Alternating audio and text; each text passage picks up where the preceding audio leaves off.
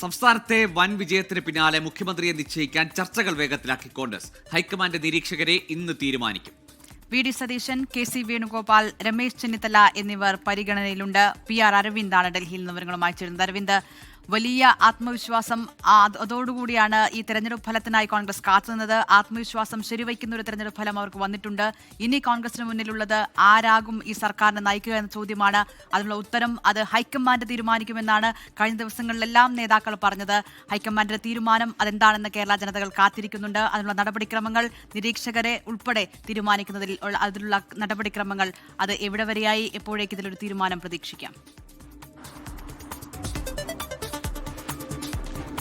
ദിൽന ഗോകുൽ, അതിവേഗം തന്നെ ചർച്ചകൾ നടത്തി മുന്നോട്ട് പോകുവാനാണ് ഇപ്പോൾ കോൺഗ്രസ് ഹൈക്കമാൻഡ് തീരുമാനിച്ചിരിക്കുന്നത്. കാരണം കേരളത്തിലൊരു മിന്നും വിജയമാണ് കോൺഗ്രസ് സ്വന്തമാക്കിയത്. കോൺഗ്രസ് പ്രതീക്ഷിച്ചതിലപ്പുറം ഒരു വിജയം കേരളത്തിൽ അവർ സ്വന്തമാക്കിയിട്ടുണ്ട്. അതുകൊണ്ട് തന്നെ ഈ പ്രശ്നങ്ങളിലേക്കൊന്നും പോകരുത്, കൃത്യമായി അതിവേഗം ചർച്ചകൾ നടത്തി മുഖ്യമന്ത്രിയെ തീരുമാനിക്കാൻ തന്നെ ഹൈക്കമാൻഡ് തീരുമാനിച്ചിട്ടുണ്ട്. ഇതുമായി ബന്ധപ്പെട്ട നിരീക്ഷകരെ ഉടൻ കേരളത്തിലേക്ക് അയക്കുമെന്നതാണ് മനസ്സിലാകുന്നത്. ഒരു ഔദ്യോഗിക പ്രഖ്യാപനം ആരായിരിക്കും നിരീക്ഷകർ എന്ന കാര്യത്തിൽ ഉണ്ടാകും. നിലവിൽ ഈ തെരഞ്ഞെടുപ്പ് ആരംഭിച്ചപ്പോൾ തന്നെ ചില നിരീക്ഷകരെ കോൺഗ്രസ് പ്രഖ്യാപിച്ചിരുന്നു. അന്ന് സച്ചിൻ പൈലറ്റും ഇമ്രാൻ പ്രതാപ് ഖടിയും കെ.ജെ. ജോർജ് അടക്കമുള്ളവരാണ് നിരീക്ഷകരായി പ്രഖ്യാപിച്ചത്. അവർ നിലവിൽ കേരളത്തിലുണ്ട്. പക്ഷേ മുതിർന്ന നേതാക്കളെ ആയിരിക്കും ഒരുപക്ഷെ കേരളത്തിലേക്ക് അയക്കുക എന്നതാണ് നമ്മൾ മനസ്സിലാക്കുന്നത്. അശോക് ഗെഹ്ലോട്ട്, അതുപോലെ തന്നെ മുകുൾ വാസ്നിക് അടക്കമുള്ള നേതാക്കളെ ഒരുപക്ഷെ ഈ പദവിയിലേക്ക് പരിഗണിച്ചേക്കും.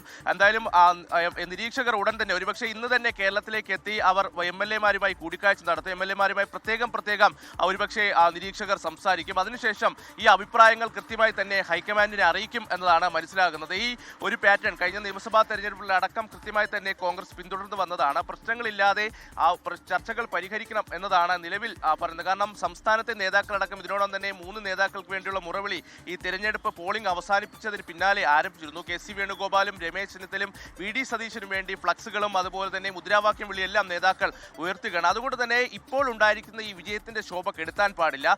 അതിൽ ഒരു പ്രശ്നപരിഹാരം അത് കൃത്യമായി തന്നെ ഹൈക്കമാൻഡിന്റെ ഇടപെടൽ ഉണ്ടാകും. എന്തായാലും എം.എൽ.എമാരുടെ അഭിപ്രായം തേടുന്നതിന് പുറമെ ഘടകകക്ഷികളുടെ അഭിപ്രായങ്ങൾ കൃത്യമായി തേടും. അതിനുശേഷം എം.പിമാരുടെ അഭിപ്രായവും ഹൈക്കമാൻഡ് തേടും എന്നതാണ് മനസ്സിലാകുന്നത്. അതിനുശേഷമായിരിക്കും ഒരു തീരുമാനം എ.ഐ.സി.സി ഹൈക്കമാൻഡിന്റെ ഭാഗത്തു നിന്നുണ്ടാവുക. എന്തായാലും നിരീക്ഷകർ ഉടൻ തന്നെ കേരളത്തിലേക്ക് എത്തും എന്നതാണ് ഇപ്പോൾ എ.ഐ.സി.സി വൃത്തങ്ങൾ നൽകുന്ന സൂചന. കഴിഞ്ഞ ദിവസം ജനറൽ സെക്രട്ടറി ജയറാം രമേശ് തന്നെ ഇത് വ്യക്തമാക്കിയിരുന്നു. എത്രയും പെട്ടെന്ന് തന്നെ ചർച്ചകൾ പൂർത്തിയാക്കി ഒരുപക്ഷെ അടുത്ത ആഴ്ചയോടുകൂടി തന്നെ സത്യപ്രതിജ്ഞാ ചടങ്ങുകൾ നടത്താനാണ് കോൺഗ്രസ് ഹൈക്കമാൻഡ് ഇപ്പോൾ നീക്കങ്ങൾ ആരംഭിച്ചിരിക്കുന്നത്. നിലവിൽ പ്രധാനപ്പെട്ട കേരളത്തിലെ നേതാക്കളെല്ലാം സംസ്ഥാനത്ത് തുടരുന്നുണ്ട്. അതുകൊണ്ട് തന്നെ എത്രയും പെട്ടെന്ന് തന്നെ നിരീക്ഷകരെ സംസ്ഥാനത്തേക്ക് അയക്കുക, ചർച്ചകൾ നടത്തുക, അതിവേഗം ഈ ചർച്ചകൾ പൂർത്തിയാക്കി ഒരു മുഖ്യമന്ത്രി ആരെന്ന് പ്രഖ്യാപിക്കുക എന്നതാണ് എ.ഐ.സി.സി നേതൃത്വം ഇപ്പോൾ ലക്ഷ്യം വയ്ക്കുന്നത്. ഗോകുൽ ദിൽന.